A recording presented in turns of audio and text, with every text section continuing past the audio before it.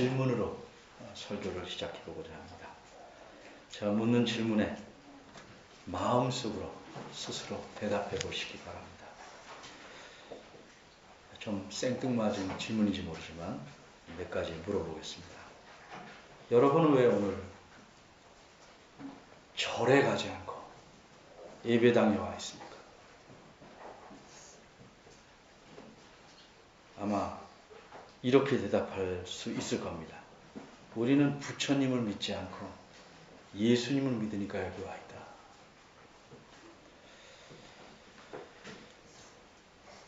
그러면 또 묻습니다.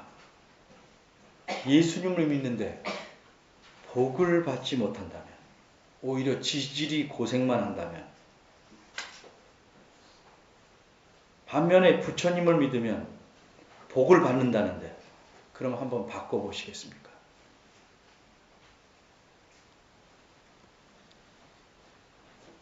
복 받는 것이 목적이고 부자로 사는 것이 생의 목표인 사람은 바꿀 것입니다.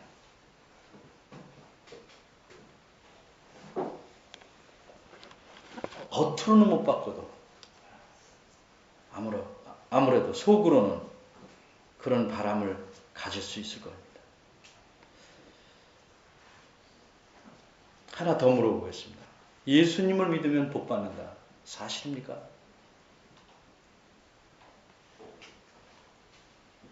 그럼 여러분이 예수님을 믿는다고 생각한다면 정말 자신이 복을 받고 있다고 생각하십니까?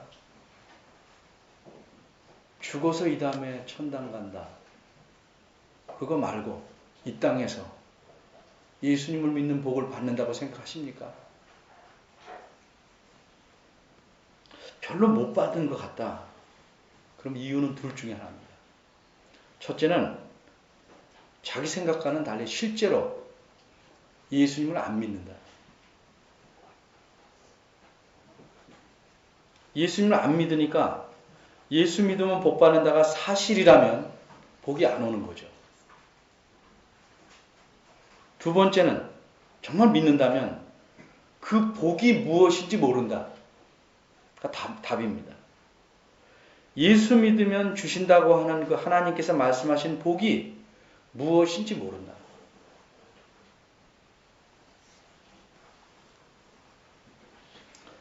잘 들으십시오. 부자로 사는 것, 그런 의미에서 잘 사는 것, 그것이 복이라면, 그것을 복으로 말씀하셨다면 예수 믿는 것과는 별 상관없습니다. 굳이 여기서 목을 걸고 그걸 바라지 마십시오.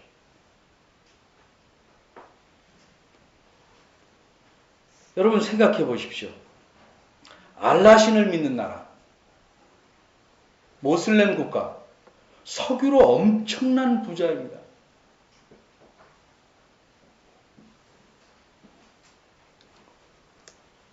어떤 나라는 지금 관광산업을 유치하고 석유로 돈 벌었다고 1인당 몇백 불씩인가 국민들한테 다 나눠줬습니다.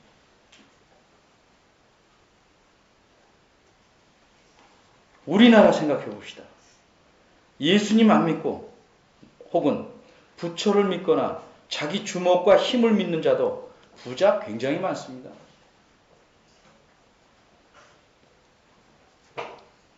옛날 이스라엘 사람들이 들어가려는 가나안 땅, 그 땅을 뭐라고 말했습니까? 젖과 꿀이 흐르는 땅. 바꿔 말하면 그 가나안 여러 족속들이 땅이 비옥해서 굉장한 부자로 살았습니다.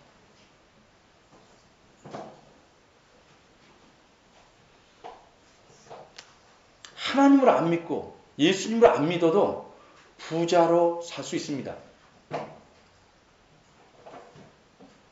엄밀히 말해서 부자가 되는 복은 하나님께서 세워놓으신 원칙에 의해서 되는 겁니다. 바꿔 말하면 심은 대로 거두게 하신다는 원칙에 따라 모든 사람에게 차별이 없이 주어지는 복입니다. 정확히 말하면 부처를 믿어도 그 사람이 열심히 일하고 지혜롭게 일하고 재능껏 다해서 부자가 되는 것은 하나님이 세우는 원칙에 따라 부자가 되는 거예요. 하나님 주시는 복이에요. 근데 특별히 예수님 믿으면 받는다는 복은 그런 복하고는 좀 다르죠. 아무리 예수님을 잘 믿어도 게으르고 일 안 하고 꾸준하지 못하면 가난하게 사는 것이 정상입니다. 예수님 잘 믿어도 자녀를 잘 가르치지 않고 바로 훈육하지 않고 그를 위해서 기도하지 않고 성경 말씀을 잘 먹이지 않으면 못된 아이 되는 것 당연한 일입니다.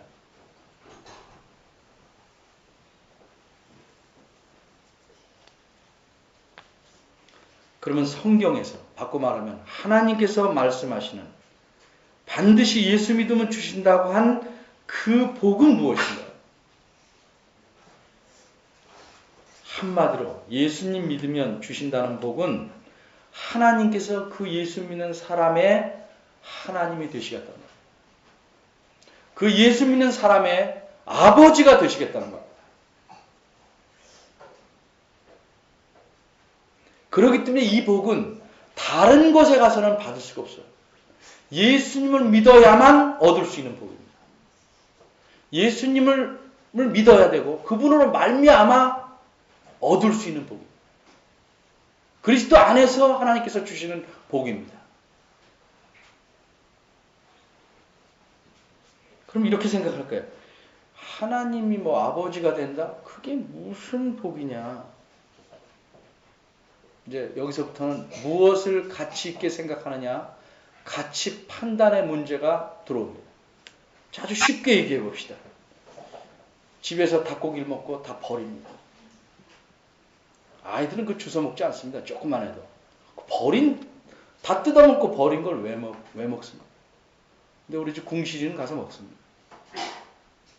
왜? 개의 가치 판단이라는 게 그런 겁니다. 거기에 무슨 약을 타놔도 가서 먹습니다. 왜?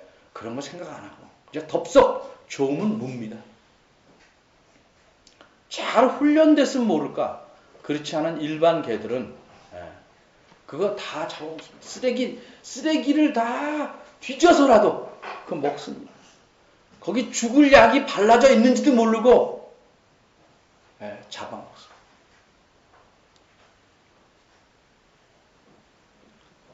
짐승보다 어린이가 훨씬 가치 판단을 잘하는 것이고 어린이보다 어른이 훨씬 잘하는 것입니다. 그래서 정상적인 부모는 자식이 원하는 것 다 들어주지 않죠. 이렇게 하는 것이 얘한테 유익할까? 얘가 바르게 클 수 있을까? 생각하고 주죠. 가치 판단이 문제 있는 어른들은 달래는 대로 다 줍니다.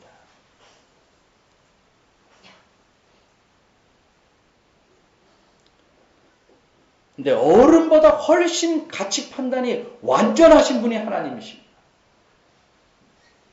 하나님께서 자기가 줄 수 있는 최고의 복을 뭐라고 말씀하셨냐면 부자 된다, 건강한다 이렇게 말씀하지 않고 내가 너의 하나님 되리라.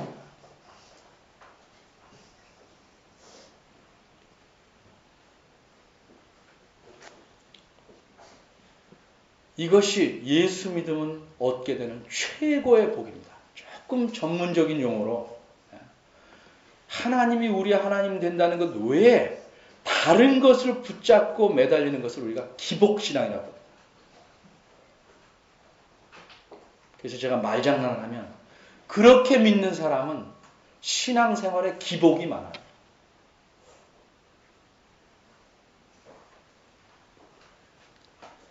하나님이 우리 하나님 되는 것, 나의 하나님 되는 이 복은 반드시 예수님을 믿어야만 받을 수 있는 것입니다. 다른 데서 못 받습니다. 그건 마치 내가 난 자녀라야 그의 아버지가 되는 것과 똑같습니다. 다른 방법은 없죠. 물론 양자로 삼는 법은 있지만 좀 다르죠, 그거는. 우리가 다른 사람한테 아버지 역할은 해줄 수 있죠. 그런 의미에서 하나님은 모든 인류, 그들이 뭐 알라신을 섬기든 부처를 섬기든 뭐 아무것도 안 섬기든 간에 모든 사람의 아버지라고 말할 수 있지만 예수 믿으면 되신다는 아버지는 다른 의미죠. 그럼 예수님을 믿는다는 것, 그게 무엇인가 정리해봐야 됩니다. 많은 사람이 예수님 믿는다고 말합니다. 제가 볼 때는 상당수가 아닙니다. 사람이라 정확할 수는 없지만 그 상당히 맞을 겁니다. 비율적으로 훨씬 더 맞을 겁니다. 오늘 제목이 상상 믿음인데 어디서 따왔는지 짐작하실 겁니다. 상상 임신. 우리 여성분들은 잘 압니다. 어린이들을 위해서 잠깐만 설명합니다. 정확히는 못하겠고, 이 상상 임신이라는 것은 뱃속에 아기를 갖지 않았는데도 자기가 가졌다고 정말 착각해서 그게 진짜라고 생각하는 겁니다. 그러니까 뱃속에 아기를 가진 엄마들처럼 똑같은 현상을 보입니다. 입덧도 하고 토하기도 하고 아프기도 하고 어떤 기록에 보면 진짜 배도 나와요. 그걸 우리가 상상 임신이라고 합니다. 상상 믿음도 있습니다. 전 자기 예수님 믿는다고 평생 착각하고 사는 사람도 있어요. 확실히 아닌 사람. 옛날에는 예수님 잘 믿었는데 지금은 안 믿는다. 이 사람 확실히 상상 믿음이에요. 전혀 예수 믿는 사람 아닙니다. 옛날에 교회에 열심히 다녔다 외에는 예수님 믿는 거 아닙니다.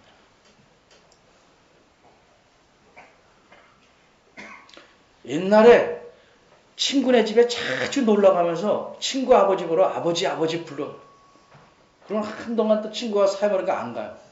옛날엔 그분이 내 아버지였는데 지금은 아니다. 말이 안 되는 겁니다.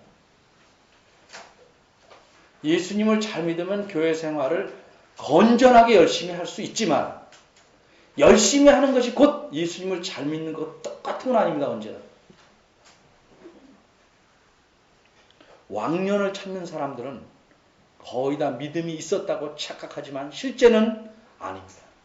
그런데 상상 믿음일 수 있는 징후, 그런 징조를 가진 경우는 두 가지를 제가 얘기하고 싶어요.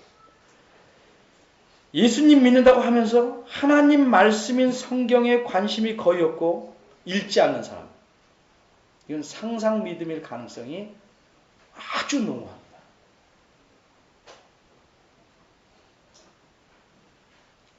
두 번째, 오랫동안 교회 다니는데, 교회 생활하는데 기쁨이 없고 점점 메마르고 삶이 변하지 않는 사람. 상상 믿음일 가능성이 훨씬 많습니다.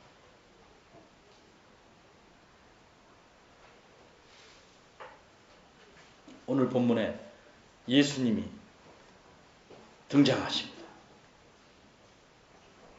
예수님께서 이 세상에 태어나셔서 한 30년 자기 동네에서 사시다가 한 3년간 전국을 다니시면서 병든 자를 고치시고 심지어 문둥병자, 중풍병자, 귀신 들린 자 여러 가지 병들을 다 고치면서 복음을 전하셨습니다. 그러니까 사람들의 생각이 와 대단하다. 저분이 누굴까? 그래서 중간 점검을 합니다. 예수님께서 제자들에게 묻습니다. 사람들이 날 뭐라고 하디? 지금 누가복음 우리 20장인데 누가복음 9장쯤에 나오는 말씀. 사람들의 생각을 제자들이 말해줍니다. 어떤 사람은 예수님이 세례 요한이라고 합니다. 열심히 회개하라고 외치니까 하나님 말씀을 열심히 전하니까 그러면서 비슷하다. 세례 요한이 죽었다 살아난 자다. 뭐 이렇게 말하는 사람도 있습니다. 어떤 사람은 엘리야 선지자라고 합니다. 어떤 사람은 예레미야 선지자라고 합니다. 어쨌든 선지자 중에 한 사람이라고 보고 있습니다. 상당히 수준 높게 생각합니다. 하나님이 보내신 사람, 선지자쯤 되니까 여러 가지 신기한 일을 행한다. 이렇게 생각하는 것입니다. 예수님이 물었습니다. 니네들은 나를 뭐라고 생각하냐? 베드로가 힘있게 대답합니다. 맞다. 그렇게 많은 일을 행해도 예수님이 누구신지를 제대로 대답할 수 있는 사람은 아직은 그저 10여 명의 제자들 뿐이었습니다. 그 위에 계속 복음을 전하시고 아픈 자를 고치시고 여기저기 다니면서 귀신을 내쫓고 하나님 나라를 전하십니다. 사람들의 생각이 조금씩 바뀝니다. 이분이 혹시 그리스도이지 않을까? 왜냐하면 그 유대 사람들은 우리가 갖고 있는 성경 앞에 있는 부분, 구약을 늘 읽고 그걸 붙잡고 산다고 사는 사람이에요. 그러니까 구약을 잘 읽으면 하나님께서 장차 그리스도를 보낸다. 메시아를 보낸다. 그 메시아가 오면 너희를 묶인 데서 풀어주리라. 잡힌 데서 풀어주리라. 너희를 고쳐주리라. 너희를 낫게 하리라. 이런 말씀이 나옵니다. 여러 곳에 나옵니다. 특별히 근데 그 메시아는 다윗의 아들로서 온다. 우리말에는 아들, 손자 따로 있지만 히브리 말에는 다 같은 의미로 다윗의 후손에서 온다. 이렇게 말합니다. 다윗은 누구냐면 여러분 잘 아는 대로 예수님 오시기 전에 1000년쯤에 이스라엘 나라의 왕이었어요. 그 다윗 시대 때 가장 이스라엘이 왕성했어요. 가장 영토가 넓고 가장 잘 사는 그런 나라 중에 하나였어요. 그래서 지금 이스라엘 국기에는 지금도 별이 하나 있는데 그것을 이름하여 다윗의 별이라고 해요. 이스라엘 사람들의 목표는 그 다윗 시대처럼 번성하고 번영하길 원합니다. 그것을 요새 어려운 말로 시오니즘이라고 해요. 시온주의.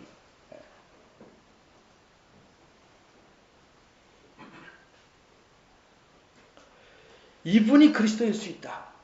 이분이 그리스도라면 얼마나 좋을까.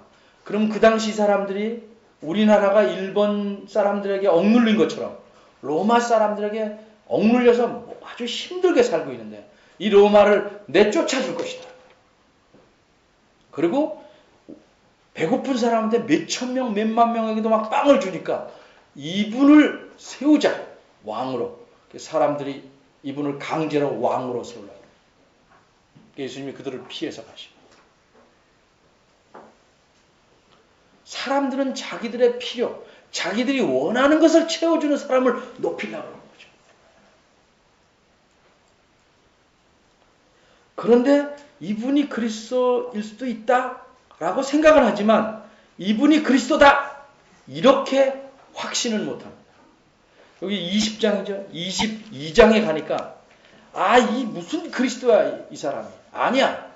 그러던 사람도 또 소문도 그렇고 가서 봐도 그렇고 놀라운 일을 행하니까 그럴 수도 있다. 그래서 뭐라고 물어요? 네가 정말 그리스도이거든 말해라. 예수님이 뭐라고 말씀하냐면 내가 말해도 믿지 않을 것이다. 안 믿는 데는 사람한테 암만 말해야 안 믿어요. 성경이 누누 이분이 그리스도라고 말했는데도 안 믿으면서 본인 말을 듣는다고 믿겠어요? 근데 예수님의 생각은 뭐냐면 처음부터 분명해요. 내가 곧 그리스도. 요한복음에 보면 내가 하나님에게서 왔다. 예수님은 기도할 때도 그래요. 내가 창세 전에 세상을 짓기 전에 하나님과 함께 가졌던 영화로서 둘 중에 하나예요. 정신병자거나 진짜거나. 사람이 어떻게 세상을 짓기 전에도 존재할 수 있었냐. 몽상가 아니면 진짜 사실이에요. 둘 중에 하나. 여기서 믿음이 갈라지는 거예요. 예수님이 거짓말한 걸 우리가 믿어서 수많은 교회들이 모든 사람 믿으면 다 바보죠.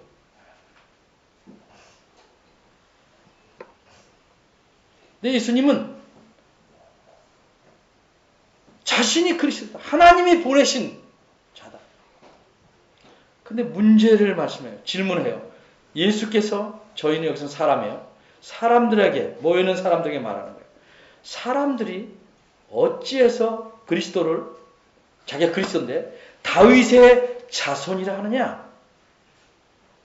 난 자손이 아니다 라는 뜻이 아닙니다. 예수님을 다윗의 자손이라고 하는 말의 의미를 충분히 모른다는 면에서 묻는 거예요. 그러니까 우리말에는 어찌하여라고 풀어놨는데 실제 이 원문의 뜻은 사람들이 어떻게 그리스도를 다윗의 자손이라고 하느냐, 어떤 의미에서 그리스도를 다윗의 자손이라고 하느냐라고 묻는. 바꿔 말하면 사람들은 그리스도를 다윗의 자손이라는 측면에서만 생각하고 더 이상 생각 못한다는 거죠.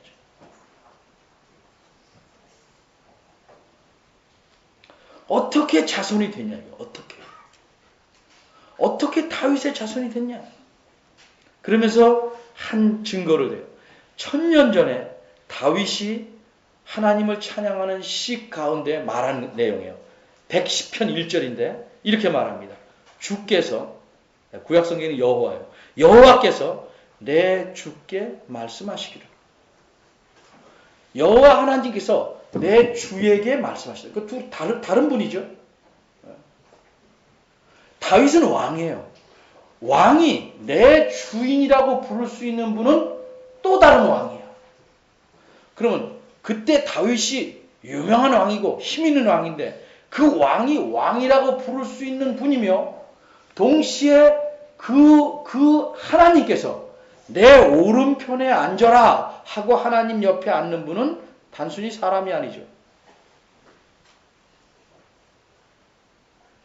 하나님께서 내 주께서 말씀하시던 이 내 주는 그리스도를 가리키는 것인데 이분은 이미 1000년 전에 다윗의 자손으로 이 땅에 오시기 전에 이미 하나님께서 말씀하실 때 거기 계신 분이다. 논리는 뻔해요.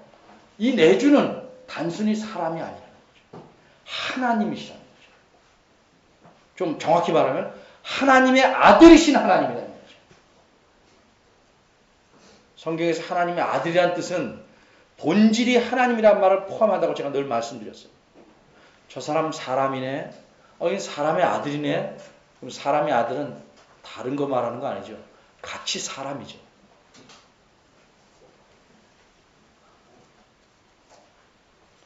다윗 왕이 자기의 왕으로 섬기는 그분에게 하나님께서 말씀하시기를 내 오른편에 앉아라 그러셨다. 어떤 사람에게 그렇게 하겠어요? 이분이 하나님이시니까 그렇게 말씀하셨다는 거죠. 근데 뭐라고 말씀했냐면 내 오른편에 앉으라는 뜻이 뭐냐면 내 옆에서 뭐 구경하라가 아니고 내 오른편에 하나님과 나란히 오른편에 앉는 말은 왕이 된다는 표현이에요. 왕좌에 앉으십시오. 그 말은 뭐예요? 왕이 되라는 말이지. 왕좌에 오르십시오. 신하보로 그런 말 안 하죠. 왕손을 택할 사람으로서 신하보로 어떤 사람을 택해서 그렇게 말하면 왕이 되라는 뜻이죠. 하나님께서 내 주이신 그리스도께 내 오른편에 앉아서 왕으로서 세상을 다스리라. 근데 언제까지? 내가 하나님께서 내 원수들을 내 발의 발등상으로 둘 때까지. 이 말 표현을 이해해야 돼요. 발의 발등상으로 둔다. 우리 소파 있으면 이렇게 발 얹어놓는 게 발등상입니다. 발등에다 올려놓는 상이 아니고 발을 놓는 등상이라는 거죠. 이게 무슨 뜻이냐 이해해요. 우리 어릴 때 이렇게 놉니다. 여기 뭐 이렇게 검부락지가 이렇게 붙으면 저희는 이렇게 놀았어요. 아 꽃이 폈대요. 꽃이 폈대요. 그래서 그러니까 여기 붙은 검부를 우리 꽃으로 얘기했어요. 요새 애들은 어떻게 말하는지 모르겠어요. 우리 때부터 좀 표현이 좀 지저분해진 것 같아요. 그런 표현이에요. 발등상으로 둔다는 건 뭐냐면 옛날 그림을 보면 상대방, 그러니까 적을 물리치면 그 적이 굴복합니다. 예. 철저하게 굴복당하는 표현을 정복한 왕이 그 사람의 엎드리고 그 사람의 목을 이렇게 마치 발등상에다가 발을 올려놓던 모구에 발을 딱 딛고 있습니다. 종종 큰 운동, 여러분이 싫어하는 운동에서도 어떤 사람은 상대를 이기면 발로 딱 누르죠, 이렇게. 그러니까 그걸 발등상 삼는 표현입니다. 그러니까 내가 내 원수들을 내가 다 이겨서 내 발등상이 되게 할 때까지, 다 이길 때까지 너는 내 우편에서 왕 노릇하라. 이렇게 하나님께서 내 주이신 그리스도에게 말씀하셨다는 거죠. 근데 예수님은 이 말씀을 어떻게 이해하셨는가? 예수의 생각을 잘 따라가야 돼요. 22장 누가복음 22장 67절 부터 보면 조금만 말씀드린 거예요. 내가 그리스도라면 말해라. 내가 말해도 안 믿을 것이다. 또 내가 물어도 너희는 대답하지 않을 것이다. 안 믿으니까. 근데 뭐라고 말씀하면 69절에 그러나 후로는 인자가 하나님의 권능의 우편에 앉아 있으려. 무슨 말이에요? 하나님 우편에 앉아 있을 것이다. 어떻게 앉게 되나요? 아직 안 나왔지만 죽으시고 부활하시고 승천하셔서 하나님의 오른편에 앉으시는 거죠. 왕으로 등극하시는 거죠. 비유적 표현을 말합니다. 그러니까 이 말뜻을 알아들은 이 사람들은 뭐라고 그래요? 인자가 하나님의 우편에 앉아 있을 것이다. 7절에 뭐라고 그래요? 다 가라대. 다 알아듣는 거예요. 그러면 네가 하나님의 아들이냐? 그러니까 뭐라고 그래요? 예수님이 내가 꼭 그렇다는 건 아니고, 이게 아니죠? 내가 그렇다. 내가 크니라. 그랬더니 뭐라고 그래요? 과연 안 믿죠? 이거 어찌 더 증거를 요구해라. 이런 자는 죽여야 된다. 이게 더 이상 증거가 필요 없다는 거죠.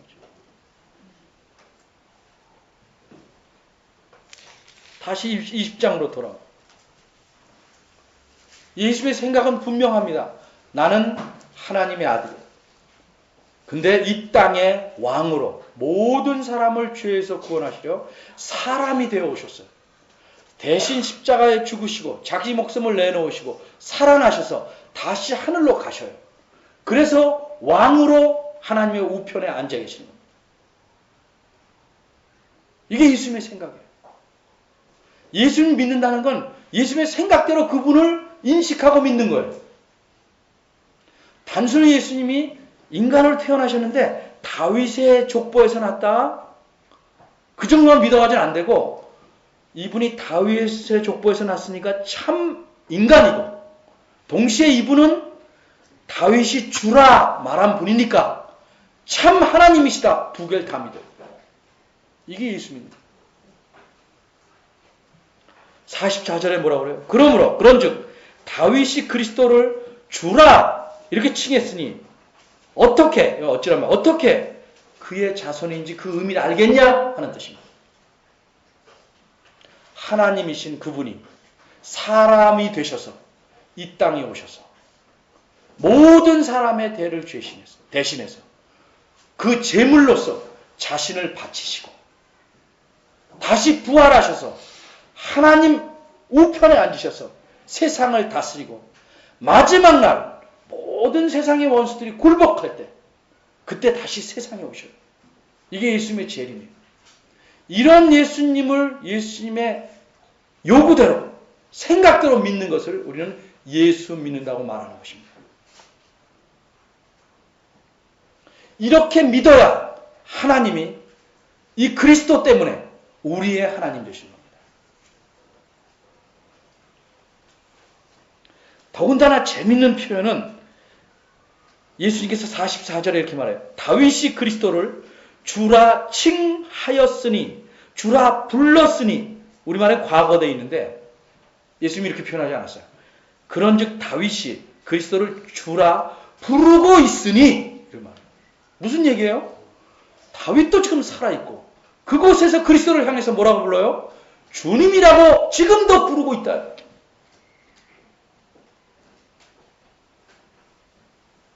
언제나 그리스도는 이 땅에 비록 다윗의 후손으로 왔지만 그건 인간적인 서열이고, 참으로 그리스도는 다윗의 영원전부터 주님이었다.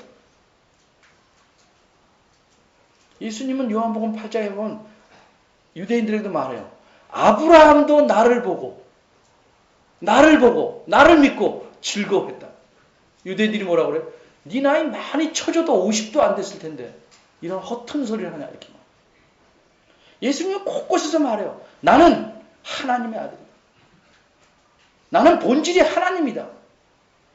사람들은 니네 아버지 엄마를 내가 다 아는데 그 허튼 소리 했냐.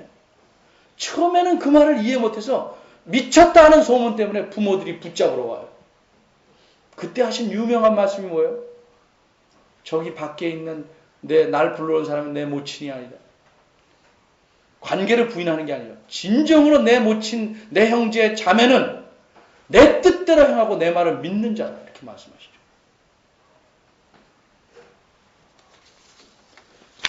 이런 사실은 제자들 중에, 예수님의 가까운 12제자 중에도 못 믿는 사람이 있었어요. 도마.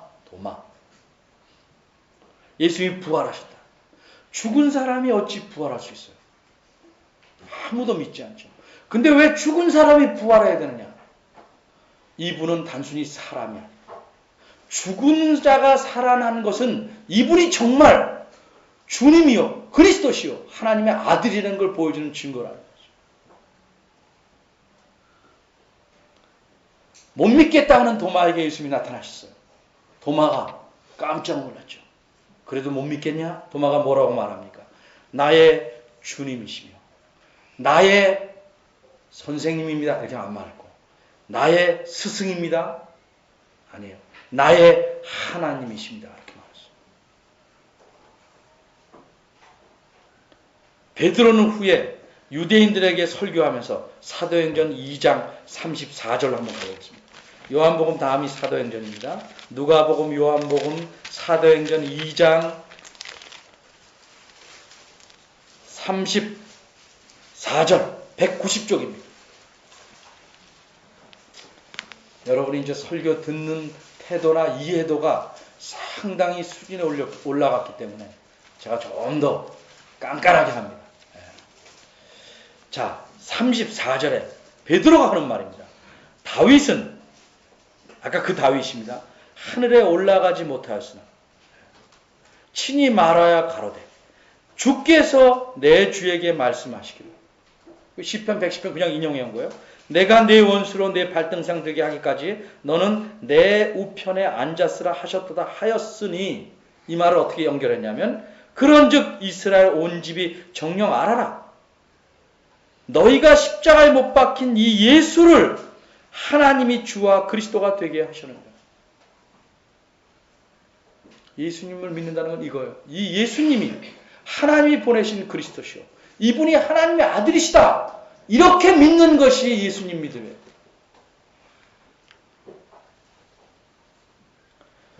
그렇게 믿을 때 하나님이 그 믿는 자의 아버지가 되시는 거예요. 그 믿는 자의 하나님이 되시는 거예요. 그리고 그 특별한 관계 속에서 그의 삶을 믿는 순간부터 이 세상은 물론 영원까지 다 책임지시는 거예요. 그렇기 때문에 예수님을 바로 믿는 자는 삶이 다를 수밖에 없어요. 여러분, 아주 쉬운 얘기로 어린아이가 걱정하고 삽니까? 아버지가 있으면 졸르긴 하지만 아무런 책임 안 지고 사는 애처럼 정말 참 넌 애라 좋겠다. 걱정이 많아도 아무 걱정 없어요. 부모들은 그죠? 넌 참 애라 좋겠다. 어쩌면 근심걱정 집안사정 하나도 모르고 그렇게 마구 졸르냐? 그만큼 의지하는 거죠. 인간 부모는 그걸 다 채워줄 수 없지만 하나님께서는 자기 자녀에 대해서 책임지시고 그리스도 안에서 그리스도를 믿어서 자녀된 자들을 책임지시고 이끌어 가신다. 이것이 하나님이 주시는 최고의 복입니다.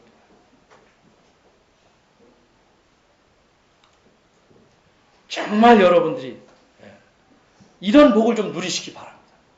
그리고 이것이 최고의 복임을 점점 알고 누리는 것이 성숙함의 표시입니다. 늘 다른 복을 추구하고 늘 다른 데 관심 갖고 늘 다른 걸 쫓아가는 사람은 안 믿든가 믿음의 병이 생겼거나 이 복을 모르거나 하는 문제점을 갖고 있는 것입니다. 여러분이 스스로 삶을 생각해 보십시오. 나는 정말 예수 믿는가? 믿는다면 무엇이 문제인가? 정말 하나님을 입으로가 아니고 정말 나의 하나님, 우리 모두의 하나님, 우리 아버지라고 생각하는가? 그렇게 믿는가? 그렇다면 내가 왜 이렇게 안달복달하고 불안해하고 이렇게 살아야 돼? 예수 믿어서 정말 하나님이 약속하신 복을 가득 누리는 여러분 되시길 바랍니다. 기도하겠습니다.